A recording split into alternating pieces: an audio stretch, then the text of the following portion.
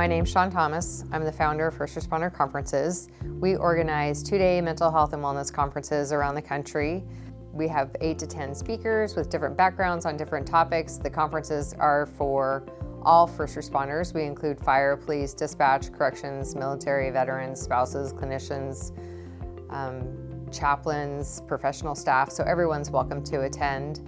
And the reason why the conferences started was in 2015, my husband was struggling with organizational stress and cumulative stress and was coping with alcohol.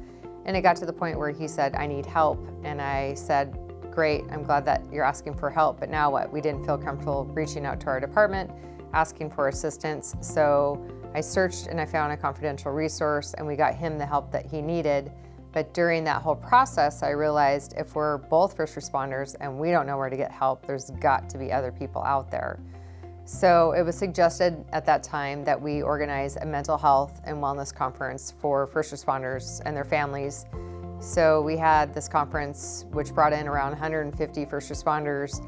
And after the conference, there was at least 5 people that reached out for some type of assistance. So it was clear to me at that time that we had a lot of first responders suffering in silence. And I knew my department really didn't have any proactive wellness programs at that time. We had peer support, but was more reactive than proactive. And I found this to be true with a lot of different agencies and first responders I was talking to around the country. So we got asked to have a conference by other first responders that I knew in different states to bring a conference to their area. And we just continued to move forward because every time we had a conference, people were telling us how beneficial it was.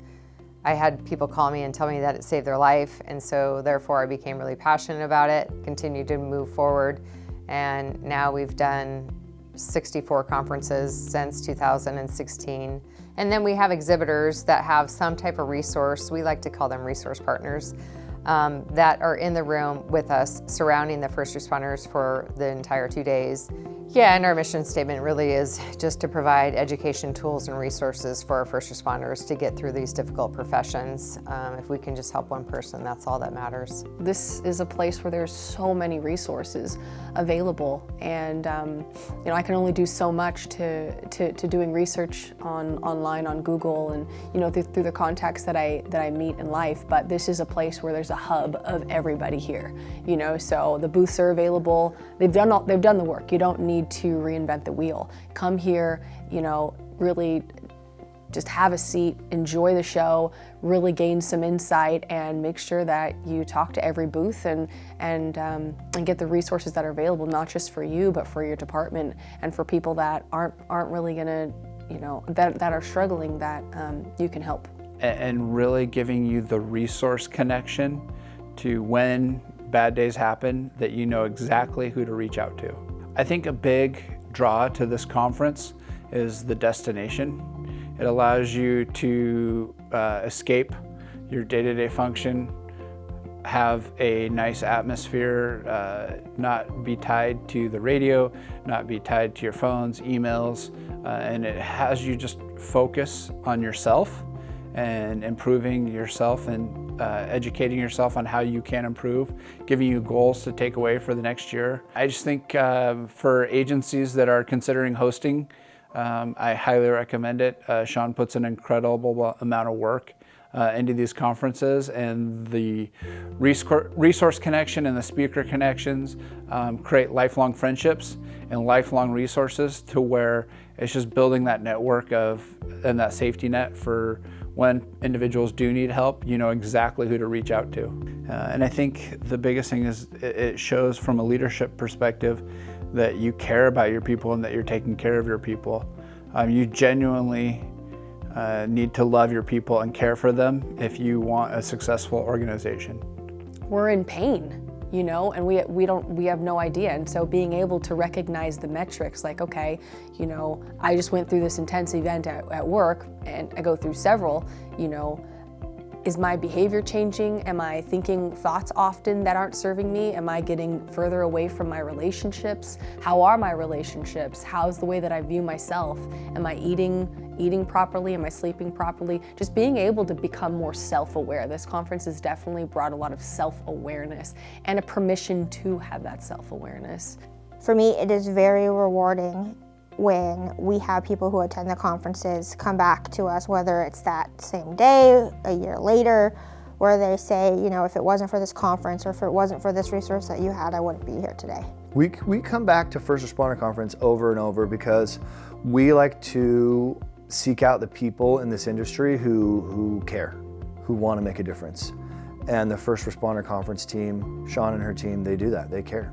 You know, we've been big supporters of them, they've been supporters of us, and that collaboration has really been quite the relationship that we've developed over the last 10 years. The First Responder Conference gets results because it's almost like this brand you can trust, right? You know what you're getting when you come to a First Responder Conference. You know you're gonna get great stories, you know you're gonna feel connected, you know you're gonna meet new people, and you know you're gonna be connected to vetted, tried and tested resources that have been in the game a long time that are actually doing the work to help people.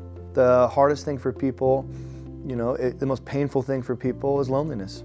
We have an epidemic of loneliness in our culture, but really within first responding. You know, I've met with thousands of first responders over the years for tens of thousands of hours, no exaggeration, and people are lonely. They're isolated, they're drinking a lot, they feel like nobody understands them. And when you come to a First Responder Conference, you look in the eyes of people who look just like you, sound just like you, and they're lonely too. And you get to come here and you find connections. And just I think another thing you're experiencing here that you wouldn't get anywhere else is you don't feel alone. You just feel like you're a part of something, and it's very unique. When you work in EMS, everyone talks about mental health and taking care of yourself, but it takes a whole different realm when you're seeing the things that we see and doing the things that we do. So to be in a room full of 300 people that have also lived those experiences, and not just that, we're talking about how to like cope with that and how to help others through that. It's very cool, it's very impactful. Just be willing to look at your life critically, cut out the unhealthy things, and replace with healthy things. This conference here, I can see where she's helping people that this last people that were just talking, I mean, I could see people around that it really affected them, and that's what this whole conference is about, is to show that there's help to people, and that's what I really love about Sean, is the fact is that she realizes that people need help. I think it's wildly important. I think that going through enough critical incidents as I have, there's times when you feel like this is happening to just you, the feelings that you have. Nobody else is going through what you're going through, and it can feel very isolating. And I think the value in hearing other people's stories, even though it can be difficult at times, I think what it does is it makes you realize you're not alone. Even if you don't know this person, even if you don't know their situation in intimate detail, you start to realize that, okay, what I'm feeling is normal, and there's opportunities for healing, because if this person's feeling the same thing that I did and they're okay now, maybe I'll be okay too. Yeah, I mean, I think the big why is because I know it saves people's life. And so if we can help one person, that's all that matters.